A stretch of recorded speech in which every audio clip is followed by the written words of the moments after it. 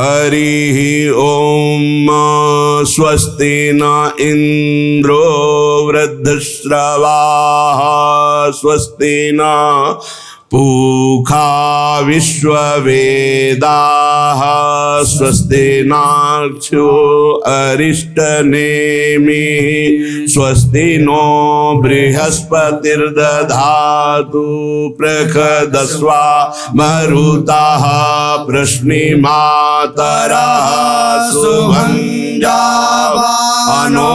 विदधे खो जगमायाः अग्निर्जिह्वा मानवाः सूरचक्षसो विश्वेनो देवा अवशागमन्यः भद्रं कर्णेभिः शृणुयाम देवा भद्रं पश्येमाक्षभिर्यजत्राः स्थिरैरङ्गैस्तुष्टुवागुंसस्तानो निर्व्यासेमहि देवहितं जदायुः शतमिन्नो शरदो अम्बिदेवास्जत्रा नश्चक्रा जरसन्तनूनां पुत्रासो जत्रा पितरो भवन्ति मानो मध्यायिर्घतायुर्गन्तोः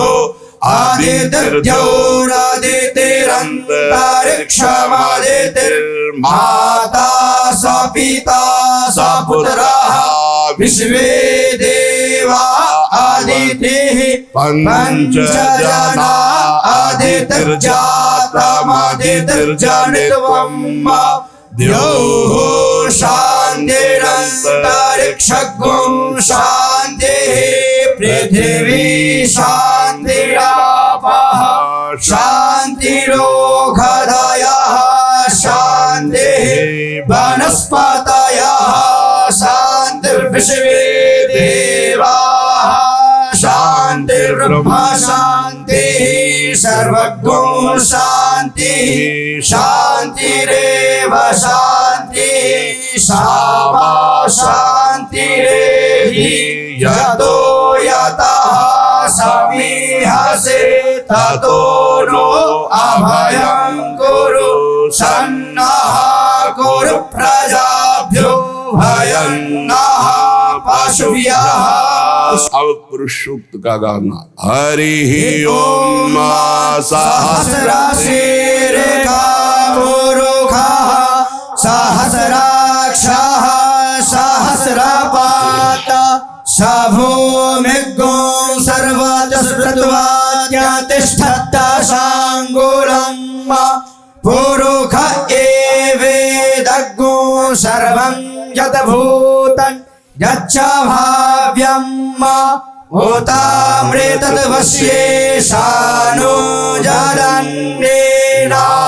जरन्नेनातिरोहति एतावानस्य महिमातो ध्यायाश्च पुरुषः पादोश्च विश्वा भूतानि त्रिपादस्यामृतं दिवि त्रिपादोर्ध्वोदये पुरुषः पादोश्चेह भवत् पुनः ततो विष्वं जग्रामत्सासने नशने अभि ततो विराडजायत विराजो अधिपुरुषः सजातो अत्यर्च्यत पश्चात् भूमिमथो पुरः तस्मात् यज्ञात् सर्वभूतः संभृतं बृहदाज्यं वसुंस्तांश्चक्रे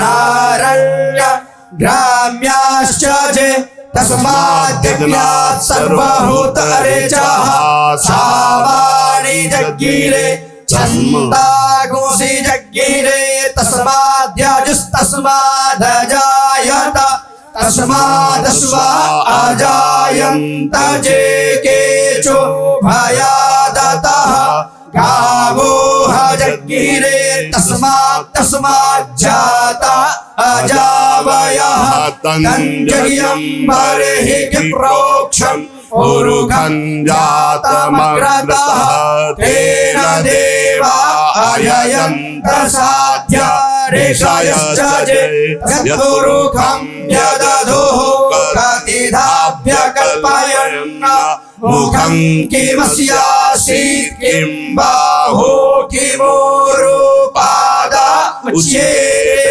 ब्राह्मणोऽस्य मुखमासीत् बाहो राजन्यः कृतः ऊरो तदस्य जद्वैश्यः पद्भ्यां शूद्रो अजायत चन्द्रमा मनसो जातश्चक्षुः सूर्यो अजायत श्रोत्राद्वायुश्च प्राणश्च मुखादग्निरजायत नाभ्यासीदन्तरिक्षगं शीर्ष्णोर्द्यौः समवर्तत पद्भ्यां भूमृतिशः श्रोत्रात् तथा लोकान् अकल्पयन् जतुरुकेण हविखा देवा यज्ञमतन्वत बसन्तोष्यासीदाजङ्ग्रीक्ष्म इमः सरथविः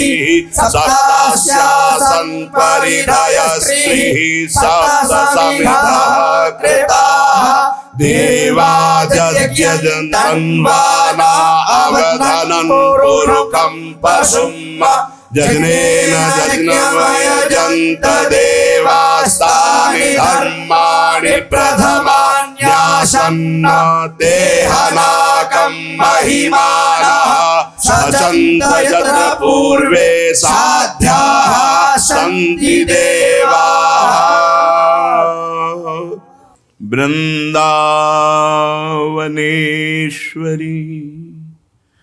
तवैव पदारविन्दं प्रेमामृतैकमकरन्द रसौघपूर्णम् हृद्यर्पितं मधुपतेः स्मरतापमुग्रम् निर्वापयत् परमशीतलमाश्रयामि निर्वापयत् परमशीतलमाश्रयामि। परम सच्चिदानंद घन प्रेमानंद स्वरूप श्री वृंदावन ब्रजभूमि गिरिराज महाराज बरसाना नंदगांव सब परम पावन महामहिम भगवत प्राप्ति में पूर्ण सहयोग, भगवत प्राप्ति कराने में पूर्ण समर्थ 84 कोष ब्रजभूमि के लाडले श्री युगल सरकार श्यामा श्याम प्रभु के नित्य सखा, प्रभु की प्राण प्रिय गोपीजन, समस्त ब्रजवासी जन, यमुना रस रानी, रज रानी, तरुलता, खग मृग पशु पंछी, सब भगवत स्वरूप, सबकी कोटि कोटि चरण वंदना। अहेतु की कृपा जो हम जैसे अधमों को समस्त विश्व ब्रह्मांड में सर्वश्रेष्ठ मथुरा मंडल में ब्रजभूमि, ब्रजभूमि में गोष्ठ वृंदावन, गोपी वृंदावन, नवनिभृत निकुंज वृंदावन, हमें ऐसी महापावन भूमि में आने को, समय व्यतीत करने को, आजीवन वास करने को ये जो प्रियालाल ने है तू की कृपा करके दिया, बस उनकी शरण में है यही कह सकते हैं। उनकी शरणागति से हमें सौभाग्य मिला। जिस ब्रजरज की उद्धव शिव सनकादि याचना करते हैं अपने मस्तक पर धारण करने के लिए, उस रज में हमें अखंड वास मिला। मेरी महारानी जी की जय, जो अहेतुकी कृपालु हैं। आज परम पावन उत्सव महामहिम भगवान श्री कृष्ण स्वरूप गिरिराज महाराज का है। गिरिराज महाराज मूर्तिमान जगत के लिए वरदान हैं, कामधेनु हैं, कल्पतरु हैं। जो गिरिराज जी महाराज की महिमा सुने, गिरिराज महाराज की परिक्रमा दे, गिरिराज जी की रज में बैठकर नाम जप करे, सारी कामनाएं पूर्ण करने में समर्थ गिरिराज जी हैं। ये अपने अनुभव का भी विषय है। और कहीं दंडवती परिक्रमा लग जाए निरपराध, तो साक्षात परम धाम भगवत धाम में इतने मात्र से अखंड अनंत काल तक के लिए सुख की अनुभूति कराने वाला वास मिल जाए। बहुत कृपालु गिरिराज जी महाराज हैं। चलते हैं पावन गिरिराज गोवर्धन जी की महामहिमा का श्रवण करके उनके कृपा प्रसाद से भगवत चरणारविंद की अविरल प्रेम लक्षणा भक्ति की चाह करते हैं।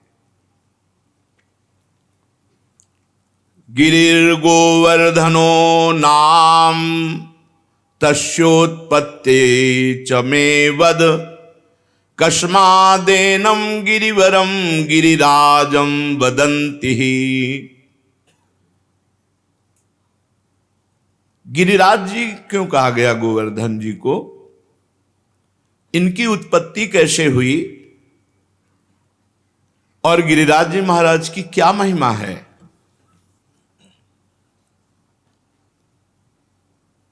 श्री नंद बाबा ने गर्गाचार्य जी को प्रेरित किया महिमा वर्णन करने के लिए। उपनंद आदि बड़े बड़े महापुरुष ये सब बैठ करके गिरिराज महाराज की महिमा सुन रहे हैं। साक्षात परिपूर्णतम भगवान श्री कृष्णचंद्र जो असंख्य ब्रह्मांडों के अधिपति हैं, कर्तुम अकर्तुम अन्यथा कर्तुम सर्व समर्थ हैं। जब पृथ्वी का भार उतारने के लिए स्वयं इस भूतल पर पधारे,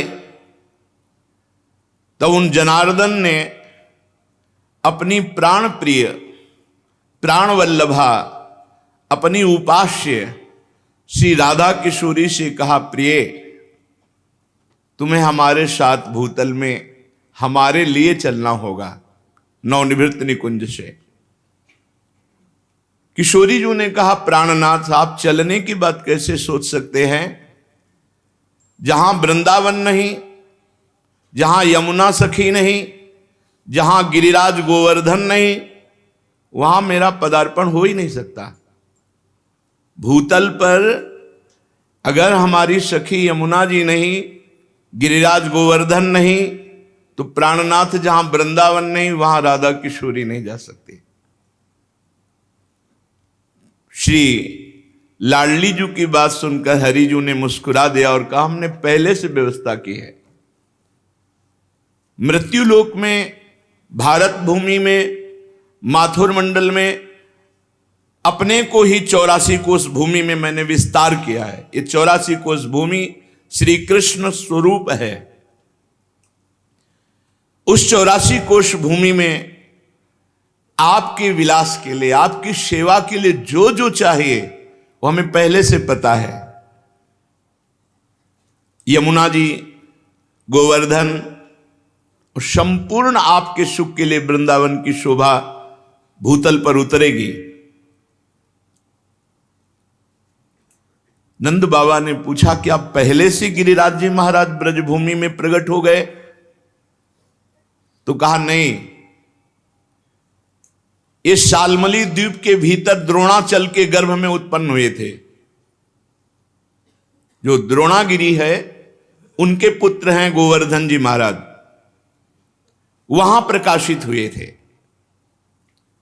जब गिरिराज जी महाराज प्रकट हुए थे तो समस्त देवताओं ने पुष्प वर्षा करके गिरिराज जी महाराज का अभिनंदन वंदन किया।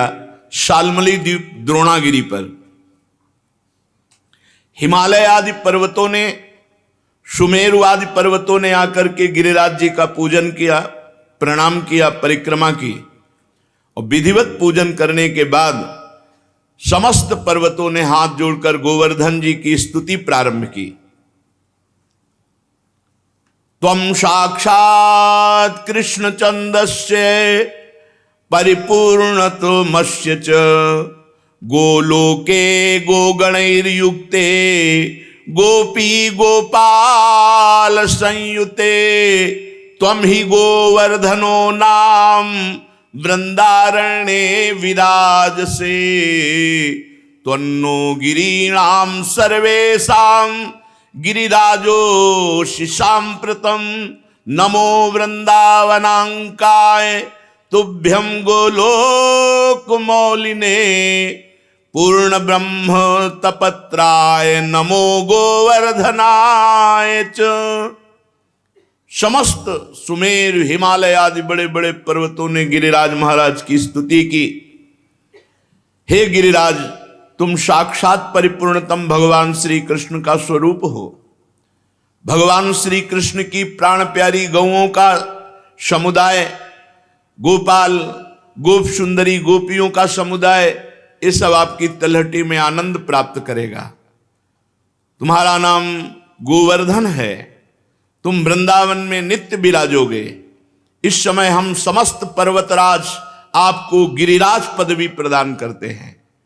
द्रोणागिरी की गोद में प्रकट हुए गोवर्धन महाराज को गिरिराज पदवी प्रदान की समस्त विश्व के महान महान पर्वतों ने। वृंदावन सच्चिदानंदमय है। गोवर्धन भगवान द्रोणागिरी में विराजमान है। समस्त देवता गिरिराज सुमेरु आदि स्तुति करके गोवर्धन जी महाराज को प्रणाम करके परिक्रमा करके सब अपने अपने स्थान को गए। उसी समय महिमा सुन करके कि द्रोणागिरी पे गोवर्धन जी महाराज प्रकट हुए हैं, बड़े ही तप के धनी पुलस्त ऋषि कौतुकवश दर्शन करने के लिए गिरिराज जी द्रोणागिरी पर पहुंचे।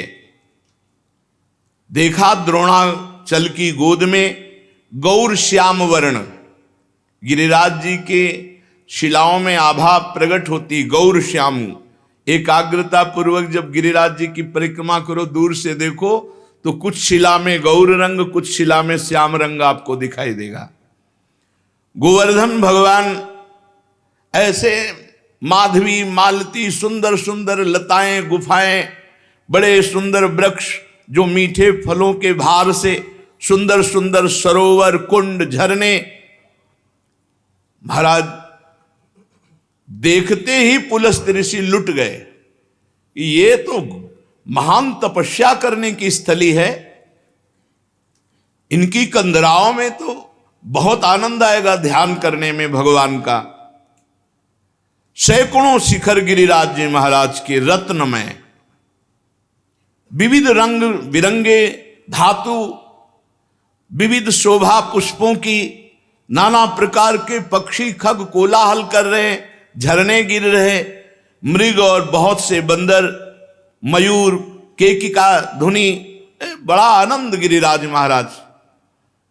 पुलस्त जी के मन में इच्छा हुई कि ये पर्वत हमारे अधिकार में आना चाहिए। गोवर्धन द्रोणाचल से कहा, द्रोणागिरी मैं तुम्हें आदेश करता हूं अपने पुत्र का मुझे दान करो।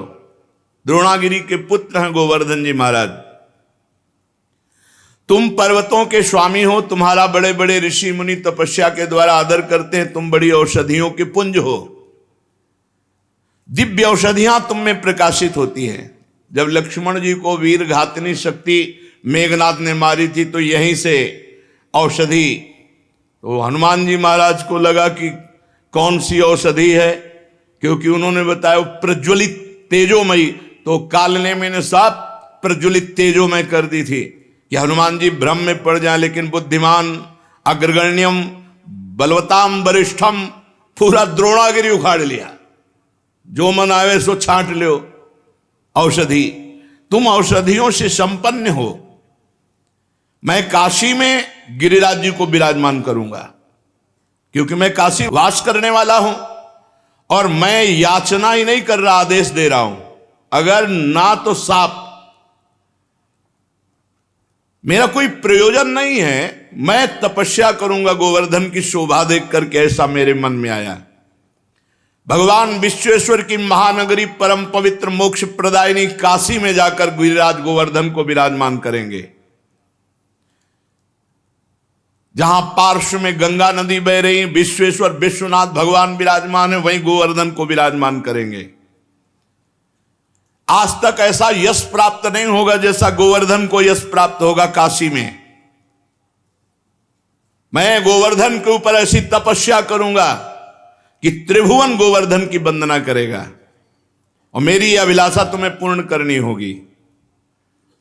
पुलस्त जी की बात सुनकर के सदैव प्रकट हुए द्रोणागिरी और रोने लगे।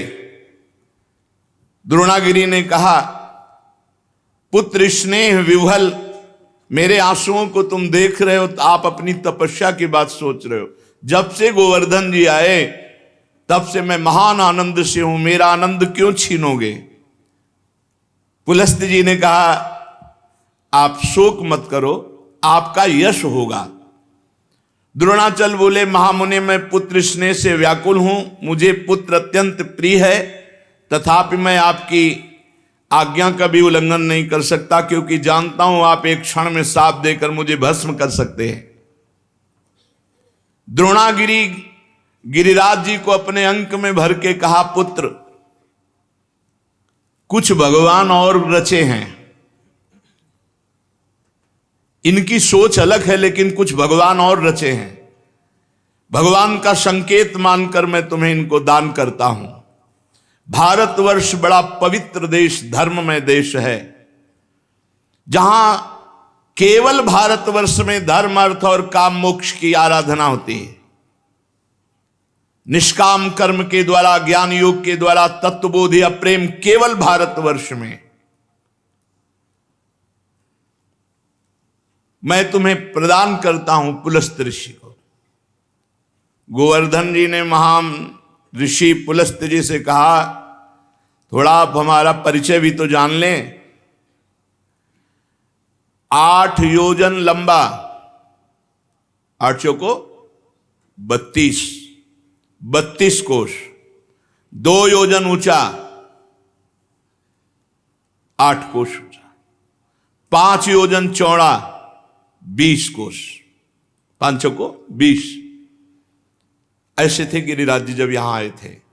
साफ हो गया महाराज का आगे तो रोज तिल तिल घट रहे हैं। ऐसी दशा में आप देख पाओगे कि मुझे ले जाकर काशी में विराजमान कर दो। पुलस्त जी ने कहा, बेटा मैं पुलस्त हूं, अगर संकल्प करूं तो पूरे भूमंडल को उठा के चल सकता हूं। मेरे हाथ पर केवल तुम बैठ जाना, मैं काशी में ही छोड़ूंगा तुम्हें। गोवर्धन ने कहा, फिर एक बार क्या बोल गए आप, सोच लो। एक बार हाथ में आ गया, उतार दिया तो फिर तुम्हारी सामर्थ्य नहीं होगी कि आप मुझे हिला भी सको। मेरी प्रतिज्ञा और आपकी प्रतिज्ञा एक।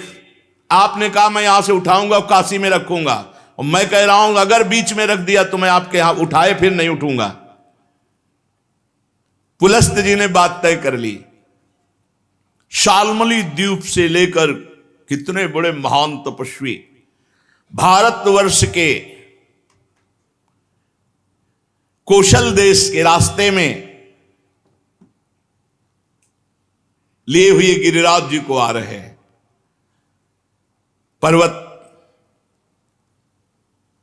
द्रोणागिरी विकल हो गए। गोवर्धन जी ने द्रोणागिरी को प्रणाम किया और कहा, सदैव आपके साथ हमारा नाम, हमारे साथ आपका नाम जुड़ा रहेगा। आंसुओं से अभिषिक्त होकर द्रोणागिरी ने गिरिराज महाराज को विदा किया। दाहिने हाथ पर पुलस्त ऋषि ने उठा लिया और बड़ी तीव्र गति से चले। गिरिराज महाराज शांत देखते रहे। जेव ही माथुर मंडल में आए, ब्रज 84 कोश में, जहां गिरिराज जी विराजमान है। गिरिराज जी अपना भार भी बढ़ा लिया और विचार किया, ये मेरी लीला स्थली है मेरे प्रभु की, मैं यहां से एक कदम बाहर नहीं जाऊंगा। यहां भगवान श्री कृष्ण श्री किशोरी जी के साथ ब्रज गोपियों के साथ, ग्वाल वालों के साथ यहां दिव्य लीला करेंगे, उसका मुझे आनंद मिलेगा। कैशोर लीला, बाल लीला, सब लीलाओं का आनंद मुझे मिलेगा। इतना ही नहीं, मेरे ऊपर दान लीला, मान लीला, ये सब प्रभु करेंगे। मैं एक कदम यहां से नहीं जाऊंगा ब्रजभूमि से। जहां किशोरी जी के साथ प्रभु अपने चरणों से विहरण करेंगे, वहां छोड़कर मैं अब कहां जाऊं। गिरिराज गोवर्धन इतने भारी पड़ गए कि मुनि का हाथ ऐसा लगा कि टूट जाएगा, और साथ में बड़ी जोर की लघुशंका लगी। गिरिराज महाराज की लीला, भार तो तपबल से रोक रहे थे, लेकिन लघुशंका तपबल से कहां तक रोके। वो बात थी कि अगर रख दिया तो भी तुम्हारी ताकत नहीं कि उठा सको। इतनी लघुशंका लगी कि वो बात भूल गए, और भार से हाथ पीड़ित तो गिरिराज महाराज जहां विराजमान है यहीं विराजमान किया, लघुशंका किया, आचमन किया, पवित्र हुए, और गोवर्धन से गाओ कर कमल में विराजमान हो। बोले खत्म खेल, हमारी और आपकी प्रतिज्ञा थी कि आप रख दोगे, उठा नहीं पाओगे। तो उनका तुम्हारे आने से मैं अभी उठाकर तुम्हें ले चलता हूं। पुलस्त ऋषि ने अपना सारा तेज तप बल सब लगा दिया, गिरिराज महाराज टस से मस नहीं हुए। मुनि ने कहा दैन्यता पूर्वक, गिरिराज तुम मेरी शक्ति का उपहास मत करो, मुझे अभी क्रोध तुम पर नहीं आ रहा है। मैं बहुत प्यार से तुम्हें द्रोणागिरी से सालमली द्वीप से लाया हूं काशी ले जाने के लिए, तुम मेरी भावना में बाधा मत पहुंचाओ। गिरिश्रेष्ठ चलो, भार अधिक मत बढ़ाओ, मैं जान गया हूं कि तुम रूठ रहे हो, लेकिन शीघ्र तुम्हारा सम्मान काशी में होगा। गोवर्धन जी ने कहा मेरा दोष नहीं है, आपने कोई मुझे यहां स्थापित नहीं किया है कि आप हमको लाके यहां से स्थापित किया। हमारी प्रतिज्ञा थी, धरना मत बीच में, क्यों रख दिया बीच में। कोई लघुशंका, इसके हम जिम्मेवार थोड़ी है। अब मैं यहां से एक कदम भी नहीं जाऊंगा, तुम्हारी ताकत नहीं कि यहां से ले जाओ। अब तो पुलस्त मुनि की सारी इंद्रियां क्रोध से व्याकुल हो गईं और ओंठ फड़कने लगे। उन्होंने कहा तुम हमारा सारा उद्यम व्यर्थ कर दिया है द्रोण पुत्र गोवर्धन, मैं तुम्हें शाप देता हूं कि आज के बाद तुम तिल तिल रोज घटोगे। तो गिरिराज महाराज पहले 8 योजन 32 कोस, अब 21 किलोमीटर की परिक्रमा रह गई है। कितने ऊंचे, 2 योजन 8 कोस ऊंचे, 5 योजन चौड़े, बहुत देखो तिल तिल रह गए। भजन कर लो, कलयुग और आगे बढ़ेगा, तब गंगा और गिरिराज अंतर ध्यान हो जाए। जब तक गंगा और गिरिराज हैं कलयुग का तांडव नहीं हो सकता। पर रोज एक एक तिल गिरिराज जी क्षीण हो रहे हैं।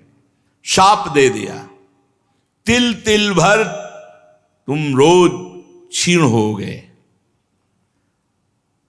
गिरे त्वाति धृष्टेन न कृतो में मनोरथा तस्मात् तु तिल मात्रम ही नित्यम त्वम क्षीणताम ब्रज। ब्रजवास करो लेकिन एक एक तिल रोज क्षीण हो गए। गर्गाचार्य जी कहते हैं यावत भागीरथी गंगा यावत गोवर्धनो गिरी तावत कलेह प्रभावस्तु भविष्यति न करहिचित। जब तक गिरिराज गोवर्धन विराजमान है, भागीरथी गंगा प्रवाहित है, तब तक कलयुग अपना तांडव नहीं कर सकता। हाँ, उसका प्रभाव रहेगा। तांडव शब्द से मतलब है भ्रष्टाचार ही भ्रष्टाचार, भ्रष्टाचारा सब संसारा धर्म सुने नहीं काना कलिकाल बिहाल की मनुजा नहीं माने को अनुजा तनुजा। ऐसा भ्रष्ट आचरण, न कहीं स्वाहा न स्वधा न राम न कृष्ण न हरि, अब बिल्कुल भ्रष्टाचार। तब भगवान कल की रूप में आकर दुष्टों का संहार करके फिर नवीन शांति की स्थापना करेंगे। उस दिन से गोवर्धन महाराज ब्रज में विराजमान हुए, पर महाराज पुलस्त जी के साप से तिल तिल क्षीण होते गए। जब तक भागीरथी गंगा गोवर्धन पर्वत भूतल पर विद्यमान है, तब तक कलिकाल का प्रभाव कदापि नहीं बढ़ेगा। ये गोवर्धन का शालमली द्वीप द्रोणागिरी से ब्रजधाम आना है। ये पावन श्री गिरिराज महाराज जी का चरित्र है। श्री गिरिराज महाराज पूरे विश्व ब्रह्मांड में सर्वश्रेष्ठ कुंड और तीर्थों को अपने में छुपाए हुए हैं। यत्र वै मानसी गंगा महापापौघ नाशिनी गोविंद कुंडम विशदम शुभम चंद्र सरोवरम राधा कुंड कृष्ण कुंडो ललिता कुंडेव च गोपाल कुंडस्तत्रैव कुसुमाकरेव च श्री कृष्ण मौलि संस्पर्शान मौलि चिन्हा शिला भवत तस्य दर्शन मात्रेण देव मौलिर भवेत जनः। ये गिरिराज महाराज गोप गोपियों और गौओं के रक्षक और हर प्राणी की कामना पूर्ण करने वाले हैं। ये साक्षात श्री कृष्ण का स्वरूप हैं, परब्रह्म परमात्मा का छत्र हैं। गिरिराज जी के समान त्रिभुवन में कोई तीर्थ कोई भी समानता नहीं कर सकता। भुवनेश्वर साक्षात परिपूर्णतम भगवान श्री कृष्ण जो असंख्य ब्रह्मांडों के अधिपति गोलोक के स्वामी परात्पर पुरुष समस्त जनों के साथ इंद्र याग के धाता बता करके गिरिराज जी का पूजन करवाया। गिरिराज जी से बढ़कर के त्रिभुवन में कोई नहीं हो सकता। ग्वाल बालों की मंडली के साथ भगवान यहां खेलते हैं। चतुर्मुख ब्रह्मा जी की भी सामर्थ्य नहीं कि यहां की महिमा जान सके। कोई कितना भी बड़ा पापी हो मानसी गंगा में प्रणाम करके आचमन करके स्नान कर ले निष्पाप हो जाएगा। यत्र वै मानसी गंगा महापापौघ नाशिनी। गिरिराज जी में जो विराजमान मानसी गंगा है, आचमन करके प्रणाम करके मर्यादा पूर्वक स्नान करके वस्त्र बाहर उतार करके, जो गीले वस्त्र हैं वो पुनः वहां धोए जाएं, सूखे वस्त्र पहनकर फिर परिक्रमा आदि लगावे। गोविंद कुंड कितने महान, चंद्र सरोवर, राधा कुंड, कृष्ण कुंड, ललिता कुंड, गोपाल कुंड, कुसुम सरोवर, ये गिरिराज गोवर्धन महाराज के अंतर हृदय में विराजमान कुंड हैं। श्री कृष्ण के मुकुट का स्पर्श पाकर जहां की शिला मुकुट के चिन्ह से सुशोभित हो गई, उस शिला का दर्शन मात्र करने से मनुष्य निष्पाप हो जाता है और भगवान श्री कृष्ण की भक्ति प्रदान करती है। वो शिला, जिस शिला पर श्री कृष्ण ने चित्र अंकित किए, वे चित्र शिला नाम की गिरिराज जी की तलहटी पर विराजमान तीर्थ स्थली है। बालकों के साथ क्रीड़ा में संलग्न श्री कृष्ण ने जिस शिला को बजाया, वो पाप नाश करने वाली शिला वादनी शिला, बाजनी शिला कहते हैं। श्री कृष्ण ग्वाल बालों के साथ कंदुक क्रीड़ा की, उसे कंदुक क्षेत्र कहते हैं। वहां शक्रपद, ब्रह्मपद, ये तीर्थ विराजमान हैं, जिनका दर्शन और जिन्हें प्रणाम करने से सहज में स्वर्ग लोक चाहे तो स्वर्ग लोक, भक्ति चाहे तो भक्ति प्राप्त हो। जो गिरिराज जी की परिक्रमा में धूल में लोटता है, वो निष्पाप होकर भगवान के धाम का वासी होता है। जहां माधव ने गोपों की पगड़ियां चुराई थी, वो महापापहारी तीर्थ गिरिराज जी में औशनीश नाम से प्रसिद्ध है। एक समय दधि बेचने के लिए गोप वधुओं का समुदाय निकला। उनके नूपुरों की झनकार सुनकर मदन मोहन श्री कृष्ण ने निकट आकर उनके रास्ते को रोक लिया। वंशी और वेत्र धारण की श्री कृष्ण ने ग्वाल बालों द्वारा चारों ओर से गोपियों को घेर लिया और गोपियों से बोले, हमें इस मार्ग का कर दो,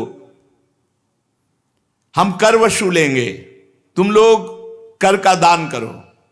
गोपियां बोली, तुम बड़े टेढ़े हो, ग्वाल बालों के साथ राह रोक कर खड़े हो गए हो, तुम गोरस चाहते हो, हमारा रास्ता छोड़ दो, नहीं तो राजा कंस से शिकायत करके कारागार में डलवा देंगी।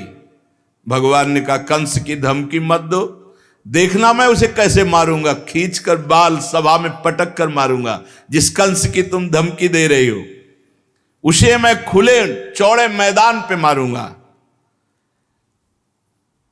ये कहकर बालकों द्वारा दही पात्र सब फोड़ दिए और वह दही खूब पाया। गोपियां परस्पर बहुत आनंदित होती हैं भगवान की लीला देखकर कि नंद का लाला तो बड़ा ही ढीठ, निडर और निरंकुश है। गांव में कोई इसका विरोध करने वाला नहीं है, जो देखो सब इसके दीवाने। और वन में आकर के हम लोगों से वीरता दिखाता है, आज यशोदा मैया से इसकी पिटाई कराएंगे। यूं कहकर गोपियां हृदय में परम आनंदित मुस्कुराती हुई अपने घर लौट आई। माधव ने जहां दधि लूटा वहां पलाश के पत्ते दोने जैसे अपने आप हो गए, चिकने एकदम, आज भी हैं।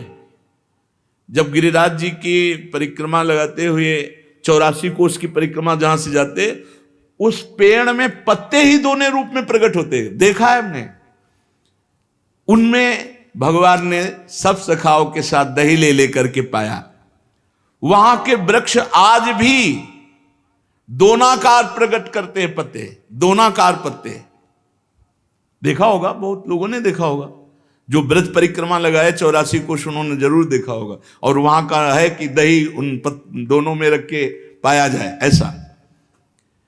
जो उन दोनों में दही रख करके पाते हैं और वहां बैठकर भजन करते हैं, उनको भगवान के दिव्य धाम की प्राप्ति होती है। जहां नेत्र मूंद कर माधव बालकों के साथ लुका छिपी का खेल खेलते थे गिरिराज जी में, वह लौकिक नामक पापनाशन तीर्थ है। श्री हरि की लीला से युक्त जो कदम खंडी है, वहां श्री कृष्ण रसमयी लीलाएं करते हैं। जो कदम खंड का दर्शन करता है वो भगवान नर नारायण स्वरूप हो जाता है। श्री गोवर्धन जी की तलहटी में रास रासेश्वर श्री किशोरी जी के साथ श्रृंगार करके जो रास में उतरते हैं, तो उसे श्रृंगार मंडल नाम स्थान गिरिराज जी में है। श्री कृष्ण ने जिस जगह भगवत स्वरूप से गोवर्धन को धारण किया, 7 दिन 7 रात्रि, उनका वही रूप श्रृंगार मंडल तीर्थ में विद्यमान है। जब कलयुग के 4800 वर्ष बीत जाएंगे, तब श्रृंगार मंडल क्षेत्र में गिरिराज की गुफा के मध्य भाग से सबके देखते देखते श्री हरि का जो स्वरूप प्रकट होगा, वो श्रीनाथ जी के नाम से ना जाना जाएगा। प्रकट हो चुके हैं, क्योंकि 4800 वर्ष तो पूर्ण हो गए, तो श्रीनाथ जी महाराज मध्य से प्रकट हुए। देखो, जो शास्त्र में लिखा है वो अक्षरशः सत्य है। बड़े बड़े देवताओं के अभिमान को चूर्ण करने वाले उस स्वरूप को सज्जन पुरुष श्रीनाथ जी के नाम से पुकारेंगे। गोवर्धन पर्वत श्रीनाथ जी की बड़ी अद्भुत लीलाएं हुआ करती है। कलयुग में जो लोग अपने नेत्रों से श्रीनाथ जी भगवान का दर्शन करेंगे, वे निश्चित कृतार्थ हो जाएंगे। भारत के चारों कोनों में जगन्नाथ, श्रीरंगनाथ, श्री द्वारिकानाथ, श्री बद्रीनाथ भगवान विराजमान है। भारत के मध्य में श्री गोवर्धन नाथ के नाम से विद्यमान है। गोवर्धन नाम में सब विराजमान हो गए। ब्रजवासियों को कहीं तीर्थ जाने के, यहीं बद्री नारायण, केदार नारायण सब है। जब नारायण जिनके अंश से प्रकट हुए वो भगवान श्री कृष्ण यहां लीला कर रहे, तो कौन सी तीर्थ स्थली बकाया रह गई। अरे बड़े भाग्य जहां वास कर रहे हो। अब बुद्धि भ्रष्ट है कि ऐसा तेजोमय देश में वास करके भगवत प्राप्ति न हो, इधर उधर चित्त वृत्ति डुलावे। ये पांचों नाथ हैं, जगन्नाथ, रंगनाथ, द्वारिकानाथ, बद्रीनाथ, श्रीनाथ। ये हमारे भारत की बहुत बड़ी संपत्ति है, भारत की बहुत बड़ी निधि है। ये आर्तजनों की रक्षा में पांचों नाथ विराजमान हैं, जगन्नाथ, रंगनाथ, द्वारिकानाथ, बद्रीनाथ, श्रीनाथ। जो इन पांचों जगह दर्शन करावे तो वो नारायण स्वरूप हो जाता है, अर्थात सारूप्य मोक्ष को प्राप्त होता है।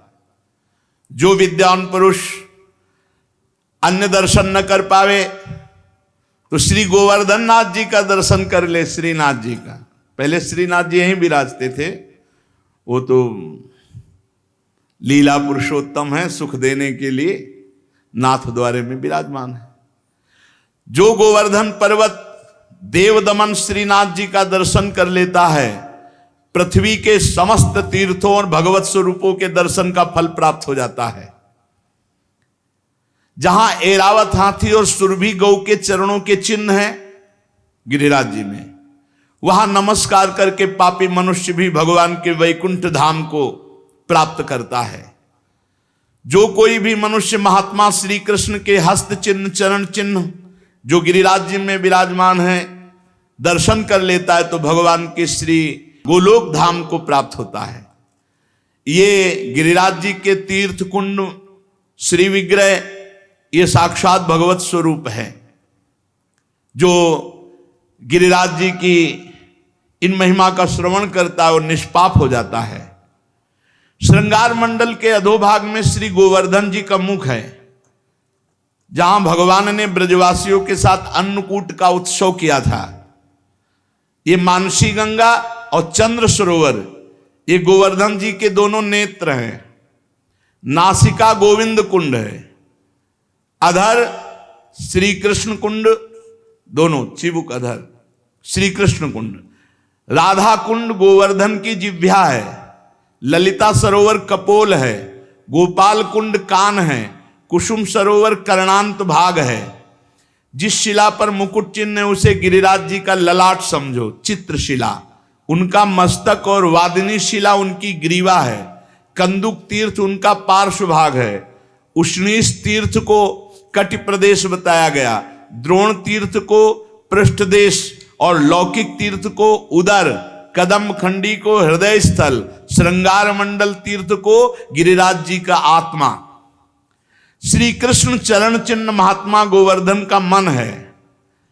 हस्त चिन्ह तीर्थ है, हस्त चिन्ह तीर्थ बुद्धि। ऐरावत चरण चिन्ह उनका चरण, सुरभि के चरण चिन्हों से महात्मा गोवर्धन के पंख कहे गए हैं। पुच्छ कुंड में पूछ की भावना, जहां पूछरी का लोटा। वत्स कुंड में उनका बल, रुद्र कुंड में क्रोध, इंद्र सरोवर में कामना पूर्ति की स्थिति रखी गई है। गिरिराज जी में कुबेर तीर्थ उद्योग स्थल, ब्रह्म तीर्थ प्रसन्नता, पुराणवेत्ता पुरुष यम तीर्थ में गोवर्धन के अहंकार की स्थिति बताते हैं। मैंने ये गिरिराज जी के समस्त अंगों का जो पापनाशक और भगवत भक्ति प्रदान करने वाला है, इसे जो श्रवण करता है योगीजन दुर्लभ गोलोक नामक परम धाम में जाता है। गिरिराजों का भी राजा गोवर्धन पर्वत भगवान श्री हरि का हृदय है और पुलस्त मुनि के प्रयास से ब्रजमंडल में इनका शुभागमन हुआ है। इनका दर्शन, इनकी परिक्रमा समस्त शोकों का नाश करने वाली है। एक समय की बात है कि गोदावरी तट पर एक ग्राम में एक ब्राह्मण रहता था। तो वो अपना ऋण लेने के लिए, कोई धनी मानी मथुरापुरी में रहते थे तो यहां आए। वो अपना कार्य पूरा करके जब घर को लौट रहे थे तो रास्ते में गिरिराज गोवर्धन जी मिले। तो ऐसा सुंदर पत्थर का टुकड़ा ऐसे देख करके उनको लगा कि साथ ले जाना चाहिए। एक बात ध्यान रखें, गिरिराज जी को साप मिल गया है इस बात के लिए कि ब्रज से बाहर नहीं जाना चाहते थे।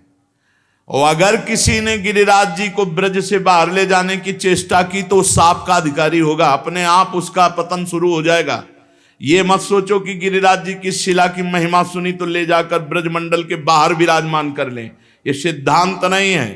कुछ लोग कहते हैं कि अगर आप शिला उठाओ तो उसी के बराबर सोना गिरिराज जी को, सोना सुमेरु पर्वत परिक्रमा करके प्रणाम करके गिरिराज पदवी दे गया, उनको सोना चाहिए, उनको ब्रज चाहिए। ब्रज से बाहर ले जाने का कोई सिद्धांत नहीं कि आप सोना चांदी चाहे जितना बराबर रख दो। ऐसा शर्त कर देते तो पुलस्त ऋषि तपस्या से सोने का बना देते गिरिराज जी को। गिरिराज जी की शिला को ब्रजमंडल से बाहर ले जाना घोर अपराध है। ये तुम्हारी भक्ति का बाधन होगा, साधक नहीं होगा। ये मत सोचना कि हम गिरिराज जी की शिला उठाएं, इतनी महिमा सुनी तो बाहर ले जाएं। अपना कार्य पूरा करके वो घर लौटने लगा। तब गोवर्धन की जी के तट पर वो गोल पत्थर बड़ा सुंदर लगा, गिरिराज जी की शिला तो उठा ली। अभी वो ब्रजमंडल में ही था कि एक घोर राक्षस उस पर टूट पड़ा, उस ब्राह्मण पर। उसका मुंह ऐसे नाटा छाती में घुसा हुआ, 3 पैर 6 भुजाएं, बड़ा विकराल ओंठ, ऐसे दांत, मोटी नाक, बदबू आ रही थी। बड़े बड़े दांत बगाड़ कर ब्राह्मण को खाने के लिए। राक्षस बहुत भूखा था, वो दहाड़ता हुआ ब्राह्मण के ऊपर। अब जैसे कोई आक्रमण करे तो अपने पास कुछ होता तो ऐसे करने का। ब्राह्मण के हाथ में गिरिराज शिला थी, सीधे उस राक्षस के ऊपर गिरिराज शिला का प्रहार किया। जे ही गिरिराज शिला स्पर्श हुई, उसका राक्षस शरीर छूटा और श्याम सुंदर रूप अर्थात भगवान के सारूप्य मोक्ष को प्राप्त हुआ। जैसा भगवान श्याम सुंदर का रूप वैसा रूप, विशाल नेत्र, प्रफुल्ल कमल दल के समान बनमाला धारण किए हुए, पीतांबर मुकुट, कानों में कुंडल, एक हाथ में बेंत, ऐसा लग रहा था साक्षात श्याम सुंदर प्रकट हो गए। जब वो दिव्य रूपधारी हो गया और ब्राह्मण देवता के आगे घुटने टेक दिए और कहा, हे ब्राह्मण श्रेष्ठ, तुमने मुझे आज निष्पाप कर दिया। आज तक मैं निष्पाप नहीं हो पाया महामते। मेरी राक्षस योनि न जाने कितने समय से थी और मैं कब तक भोगता, लेकिन ये तुमने गिरिराज जी की शिला से जो प्रहार किया, मेरे सारे पाप नष्ट हो गए। तुम्हारे सिवा दूसरा कोई ऐसा नहीं जो मेरा उद्धार कर सकता। ब्राह्मण बोला, पहले तो भयंकर रूप में, अब इतने सुंदर रूप में मैं आश्चर्य में पड़ गया हूं। मेरे में तो कोई सामर्थ्य नहीं है, मेरे द्वारा तुम्हारा उद्धार कैसे हो सकता? मैंने तो कोई संकल्प भी नहीं किया। और एक पाषाण का क्या ऐसा फल हो सकता है कि उसके स्पर्श से तुम भगवान का स्वरूप हो गए? उसने कहा, ब्राह्मण, ये साधारण पाषाण नहीं है, ये गिरिराज गोवर्धन की शिला है जो साक्षात भगवान हरि का रूप है। अरे इसके दर्शन मात्र से कृतार्थ हो जाए जीव। जो गंधमादन की यात्रा करके बड़ी तपस्या पूर्वक फल की प्राप्ति नहीं की जा सकती, वो गिरिराज जी के दर्शन मात्र से और परिक्रमा से कोटि गुना पुण्य प्राप्त किया जा सकता है। गंधमादन पर्वत पर तपस्या करके जो फल प्राप्त नहीं किया जा सकता, उससे करोड़ गुना फल गिरिराज जी की परिक्रमा, गिरिराज जी के दर्शन से। पर परिक्रमा करने वालों से प्रार्थना है, ये जो आधुनिकता लेकर के ब्रज में आते हो, कृपा करके ऐसी परिक्रमा दूषित मत करो। परिक्रमा लगानी है तो नंगे पैर लगाओ, जूता मोजा पहन के परिक्रमा नहीं लगाई जाती। जो 3-3, 4-4 परिक्रमा लगाते हैं वो महानुभाव कपड़ा बांधे रहते हैं, उनकी बात अलग है। आप कहो जिंदगी में दोबारा ना लगाने को मिले, इसके बाद कोई व्यसन परिक्रमा मार्ग में न करे गिरिराज जी में। जैसे हमने देखा है, स्वयं सिगरेट पी रहे हैं, मसाला खा रहे हैं, पिच पिच थूक रहे हैं, तुम्हें शर्म आनी चाहिए। तुम ब्रजमंडल भगवान की तीर्थ मंडली जहां विराजमान है गिरिराज जी में, वहां आए हो, वहां तुम थूक रहे हो, तुम्हें शर्म नहीं आ रही? एक दिन मसाला नहीं खाओगे मर जाओगे, एक दिन बीड़ी सिगरेट नहीं पियोगे मर जाओगे, एक दिन नशा नहीं करोगे तो मर जाओगे। अरे यहां मंगलमय धाम में आकर ये सब गंदगी करते हो। इसलिए परिक्रमा में दाहिने थूके नहीं, मुते नहीं, कुल्ला न करे। दाहिनी तरफ आराध्य देवते, चाहे वृंदावन की परिक्रमा हो, चाहे गिरिराज जी की, चाहे बरसाना धाम की, और नंगे पैर लगाओ। अरे आग में जला दिया जाएगा शरीर, गाड़ दिया जाएगा तो कीड़े पड़ जाएंगे, फेंक दिया जाएगा तो कौवा जीव खा जाएंगे। इसको इतना दुलार क्या करना, इससे काम ले लो, तुम नहीं हो शरीर। और सब सह जाता है शरीर, सब सह जाता है और सामर्थ्य होती है। हमने देखा है दंडवती लगाते लगाते जब हार जाए और छाती रख के तलहटी पे पड़े हो गिरिराज जी का चिन्ह, फिर नई सामर्थ्य, फिर नया एक उत्साह। और सिद्ध बात, गिरिराज जी कामना पूर्ण करने वाले, सिद्ध। महिमा सुनी थी, गुरुदेव भगवान कृपा करके आगे आगे दंडवती, पीछे पीछे दंडवती। मन में संकल्प उठा था कि भगवान का साक्षात स्वरूप गिरिराज जी हैं, क्या गिरिराज जी में हमें भगवान की कोई ऐसी इशारा, कोई ऐसा भाव, कोई ऐसा मन में था। पंडित गया प्रसाद जी की समाधि के आगे, अन्योर के पहले, खाली एकांत में सुबह 4 बजे वह दंडवती, आगे आगे गुरुदेव भगवान पीछे। बीच रास्ते में ऐसे कमर में ऐसे हाथ रख खड़े हुए, ए ला बाबा रुपया।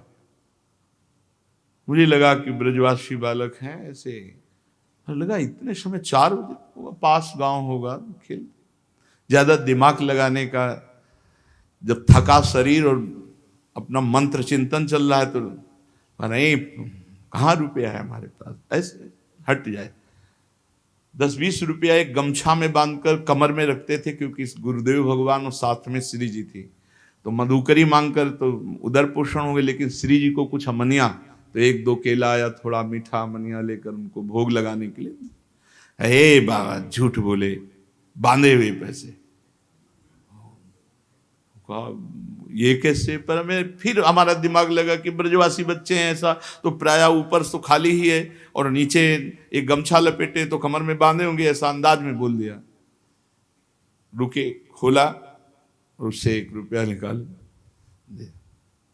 वो मधुर मुस्कान, वो चितवन, थोड़ी देर दंडवत लगाई और एकदम लगा कि यार ये तो प्रभु थे। रुके, हम कहा महाराज जी रुके, को अभी ऐसा ऐसा ऐसा सर्वाश्चर्य में गिरिराज जी की परिक्रमा लगा रहे हो, साक्षात श्री कृष्ण स्वरूप। आनंद तो ऐसे चलता ही रहता है। जब यहाँ वृंदावन आए परिक्रमा लगा के, तो भक्तिदीप जी महाराज एक महापुरुष हैं जो श्री किशोरी जी को बहन मानते, बिल्कुल खास संबंध। वो बड़े महापुरुष, काफी बार उनसे पास बैठकर चर्चा करने का सौभाग्य मिला। जो ही गए सो बाबा भगवत साक्षात्कार हुआ गिरिराज जी में।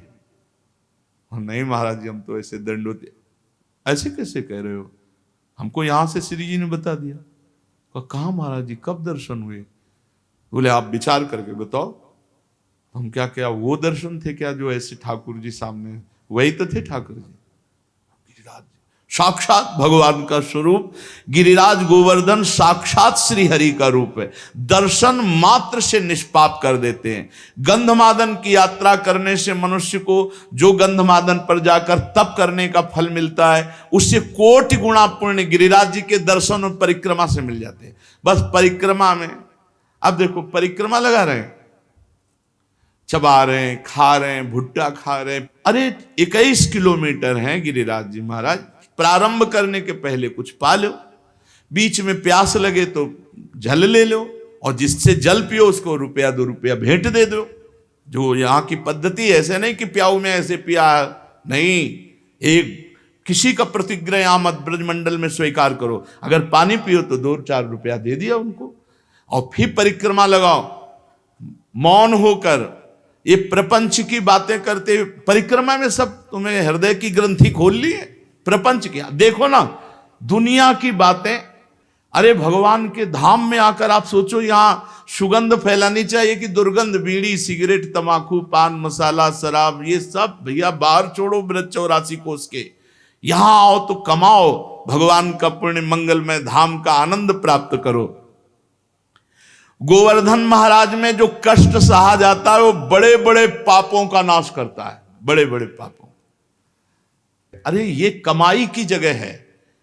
यहां उपवास करके खूब मंत्र, खूब नाम जप करो, भगवान का कीर्तन करो, परिक्रमा लगाओ, दंडवती लोटो, जन्म जन्म के पाप नष्ट करके लोक परलोक की उन्नति को प्राप्त हो। पर नहीं, बुद्धि भ्रष्ट है, यहां आए होटलों में वही संसारिकता, वही गंदी बातें, कैसे तुम्हारा मंगल होगा। एक दो दिन के लिए श्री जी ने कृपा करी कि धाम प्रवेश पा जाओ, धाम में आके होटलबाजी इधर उधर। अरे ठीक है कहीं रहो, घर गृहस्थी के जितने खेल है संसार में जीवन भर खेलोगे भाई।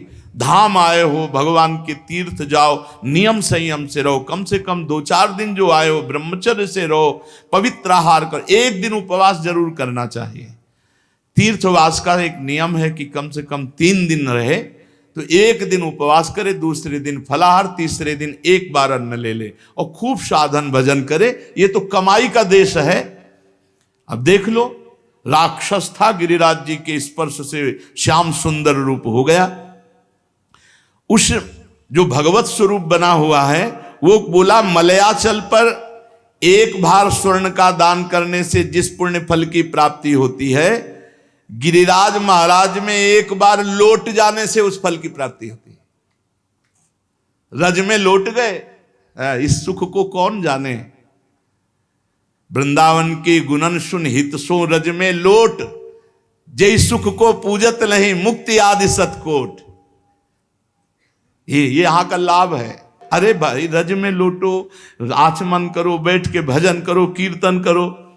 जो मंगल प्रस्थ पर्वत पर ब्राह्मणों से वेद पाठ करवा करके उनको दक्षिणा दे, भगवान विष्णु के शास्त्र नाम का पाठ करवावे, वो जो फल प्राप्त होता है वो गिरिराज जी की तलहटी में बैठ के थोड़ी देर नाम कीर्तन करने से प्राप्त हो जाता है। थोड़ी देर भगवान नाम कीर्तन गिरिराज जी की तलहटी में। अरे लाभ लो भाई, ब्रजमंडल में आए हो जरूर जाना गिरिराज जी। बस नशा वशा गंदी बातें मत करो, उपवास करके दर्शन करो, एक दिन उपवास करके देखो, सारे पाप नष्ट हो जाएंगे। मानसी गंगा में स्नान करो, राधा कुंडाचमन, कृष्ण कुंडाचमन, रज में लोटो परिक्रमा। कितना मंगलमय देश है ब्रज 84 कोस। गिरिराज जी के समान पुण्य प्रदान करने वाला कोई भूमंडल पे दूसरा तीर्थ नहीं है। ऋषभ पर्वत, कूटक पर्वत, कोलक पर्वत, सोने से मड़ी हुई सींग वाली 1 करोड़ गऊओं का दान करने से जो फल मिलता है, गिरिराज गोवर्धन की संपूर्ण तीर्थ स्थली के दर्शन मात्र से प्राप्त हो जाएगा। जैसे बताए गए जो तीर्थ स्थलियां, इनमें भ्रमण किए, ब्रजवासियों से पूछ ले, वो बता देंगे कि अमुक जगह। एक परिक्रमा जो रोड वाली है उसमें तो आप ज्यादा दर्शन आदि का लाभ नहीं ले सकते, लेकिन अंदर वाली जब परिक्रमा करेंगे और एक ब्रजवासी कोई गाइड करने वाला हो तो वो सब ये छुपे हुए जो तीर्थ स्थल हैं सबके दर्शन करा देंगे।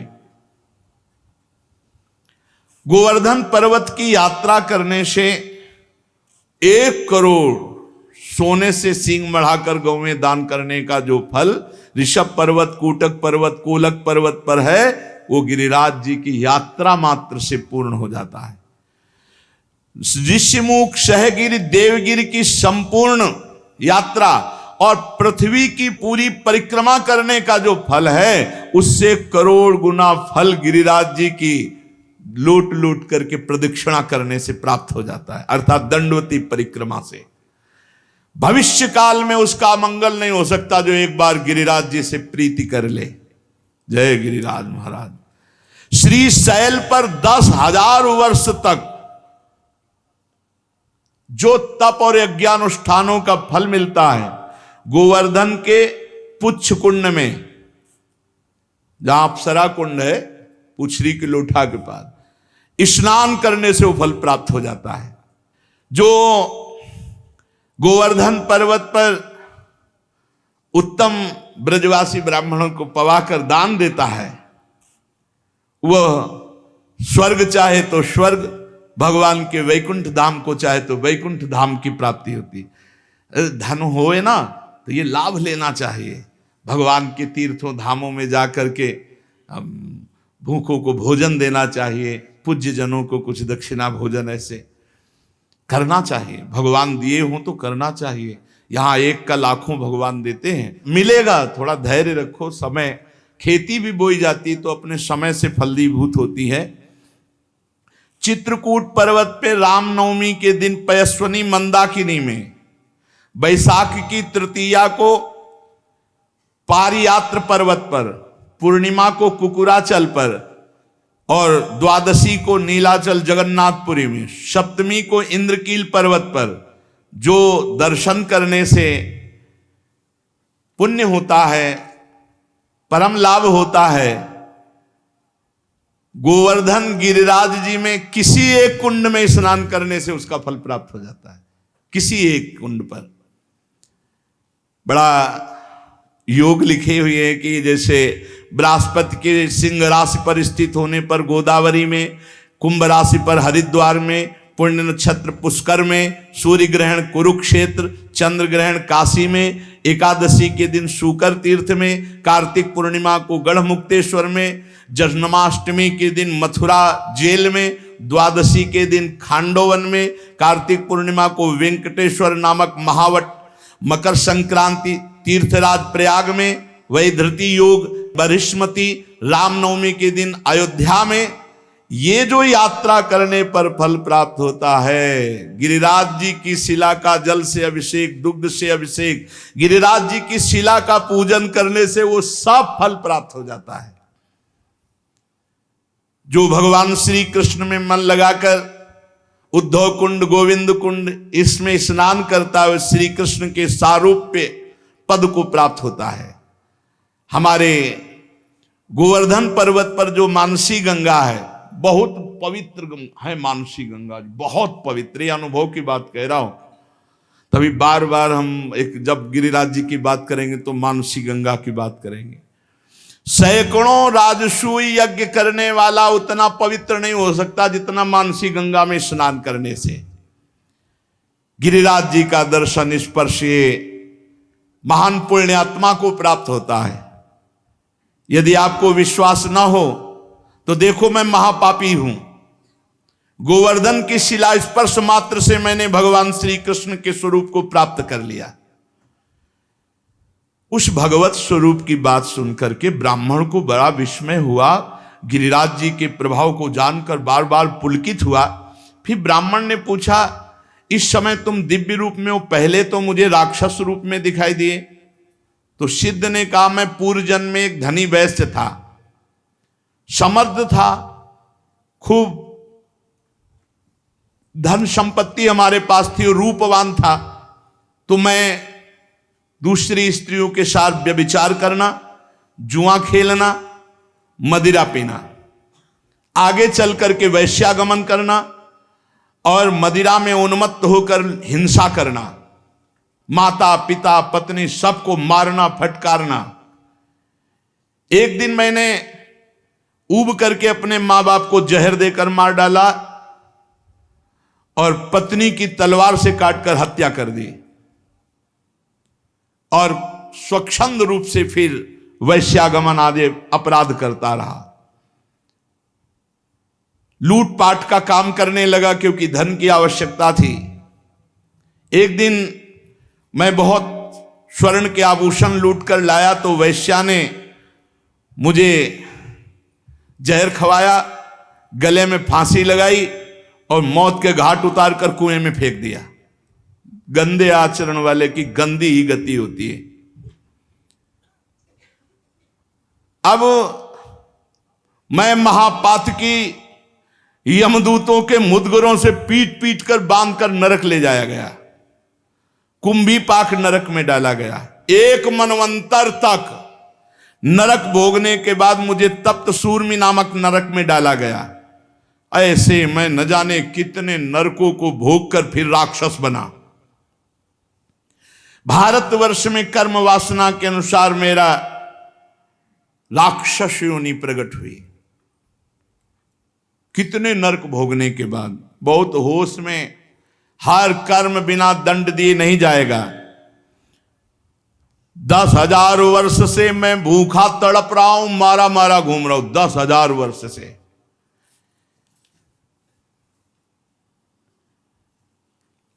यमुना के सुंदर तट पर आज मुझे उद्धार का अवसर मिला। आपने जो गिरिराज जी की शिला मुझे मारी, उससे मैं भगवत स्वरूप हो गया। आज ब्रजभूमि को मैं बार बार नमस्कार करता हूं। जिस ब्रजभूमि में मैं भूखा तड़पता पापी तुम्हें खाने के लिए, लेकिन तुम्हारे द्वारा गिरिराज जी के स्पर्श से साक्षात श्री कृष्ण स्वरूप हो गया हूं। इस प्रकार वार्ता हो ही रही थी कि भगवत धाम से एक विमान उतरा जो सहस्त्रों सूर्यों के समान तेजस्वी था, 10,000 घोड़े जुते हुए थे और महान ध्वनि हो रही थी। उसमें भगवत पार्षद आए और ब्राह्मण के देखते देखते उस सिद्ध को, जो राक्षस था अब भगवत स्वरूप हो गया था, विमान में बैठाला और भगवान के धाम को ले गए। निकुंज विलासी श्री प्रिया प्रीतम की पावन प्रेम स्थली, क्रीड़ा स्थली है। श्री गिरिराज महाराज, नंदगांव, बरसाना, ये सब महान महान तीर्थराज प्रयाग भी यहाँ आकर अपने पापों का प्रायश्चित करते हैं। जो तीर्थों से पाप इकट्ठा करते हैं उनको यहाँ भस्म करते हैं आकर। इसलिए हम सब सौभाग्यशाली जो हमें ब्रजभूमि में आने को मिला, वास मिला। अब हम अपने जीवन को ऐसी एक धारा में देखो, जो कर्म करोगे उसका आपको फल भोगना पड़ेगा।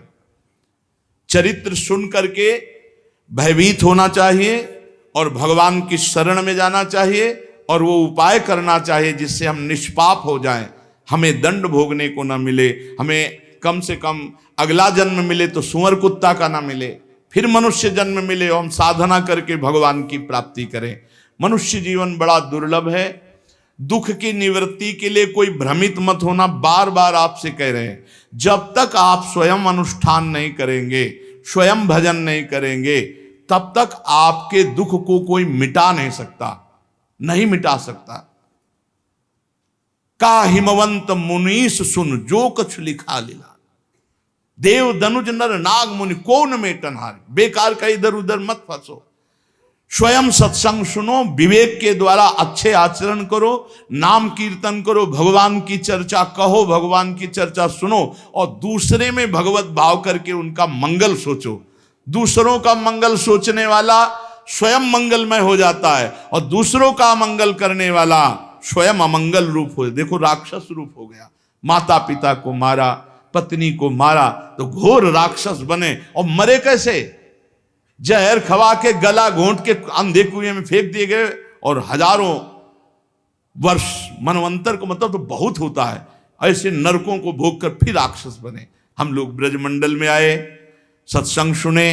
अब हमारा जीवन नीचे नहीं गिरना चाहिए, हमारी उन्नति होनी चाहिए और वो होगी नाम जप से। रज का सेवन करो, चरणामृत पियो। बहुत बड़ी सामर्थ्य रोज चरणामृत पीने में है। अकाल मृत्यु हरणम सर्वव्याधि विनाशनम श्री कृष्ण पादोदकम पीत्वा पुनर्जन्म न विद्यते। खूब चरणामृत पान करके नाम जप करते हुए जीवन सार्थक कर लें। शेष चर्चा आगे। श्री राधा वल्लभ लाल की।